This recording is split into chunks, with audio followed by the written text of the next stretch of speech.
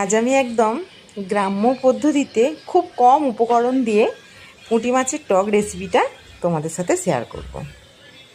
এই পুঁটি মাছের টক করতে যেটা মেন লাগে তেঁতুল গোলা জল। তেঁতুল দেখলেই জিভে জল।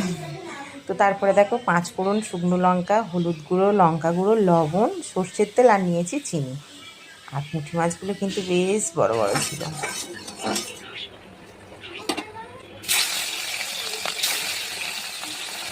মাছের টক কিন্তু বেশিরভাগ মেদিনীপুরের লোকেরাই খায়, না আমাদের এদিকেও খায়, কিন্তু বেশিটাই মেদিনীপুরের লোকেরাই খায়। আমি শুনেছিলাম মেদিনীপুরের লোকের মুখের যেই মাছের টক, যে কোনো মাছের টক তো দারুণ লাগে।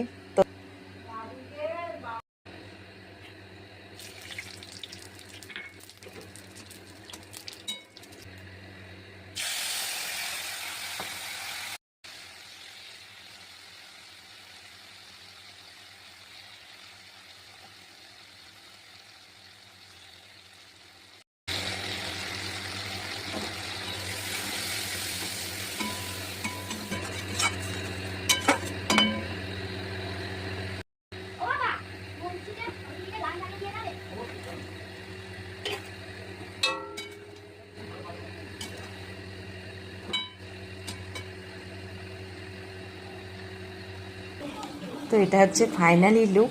কেমন হয়েছে অবশ্যই কমেন্টে জানিও। খেতে কিন্তু দারুণ হয়েছে। তো চলো এখনকার মতো টাটা, আর সবাইকে গুড আফটারনুন।